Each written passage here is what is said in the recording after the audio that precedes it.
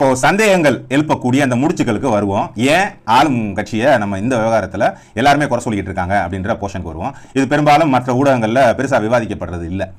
கொஞ்சம் கவனமாக பாருங்கள். இந்த இடத்துக்கு யார் பொறுப்பாளர்? இப்போதைக்கு இந்த இடத்துக்கு பொறுப்பாளராக இருக்கக்கூடியது அறநிலைத்துறை சார்பாக திருக்கோயில், அதாவது பழனி மலை கோயிலுக்கு இணை ஆணையராக இருக்கக்கூடிய எஸ் மாரிமுத்து என்ற ஒரு அதிகாரி. அவர் தான் இந்த சம்பந்தப்பட்ட விவகாரத்துக்குரிய இடத்துக்கு பொறுப்பாளர். தக்கர் 2ஆம் தேதி எழுதி முடிச்சிட்டாரு. அவர் டிபார்ட்மெண்ட்டுக்கும் எழுதியிருக்காரு, இந்த சப் ரெஜிஸ்ட்ரேஷன் ஆஃபீஸுக்கும் எழுதியிருக்காரு. எழுதின அவர் அடுத்து அங்கே அந்த பொறுப்பில் இல்லை. ஏன் அவர் அந்த பொறுப்பில் இல்லை? ஒருவேளை தலைமறைவாயிட்டாரா, ஏதாவது நடவடிக்கை எடுத்துட்டாங்களா அப்படின்னு பார்த்தா அவருக்கு ப்ரொமோஷன் கொடுத்துட்டாங்க. ப்ரொமோஷன் கொடுத்து, அதாவது டிஸ்ட்ரிக்ட் லெவல் போஸ்ட், ஒரு கோயிலினுடைய இணை ஆணையராக இருந்த அவர் ஒட்டுமொத்த அறநிலைத்துறைக்கே இணை ஆணையராக பதவி உயர்வு பெற்றார். இது முதல் சஸ்பீஷியஸ் ஆக்டிவிட்டி.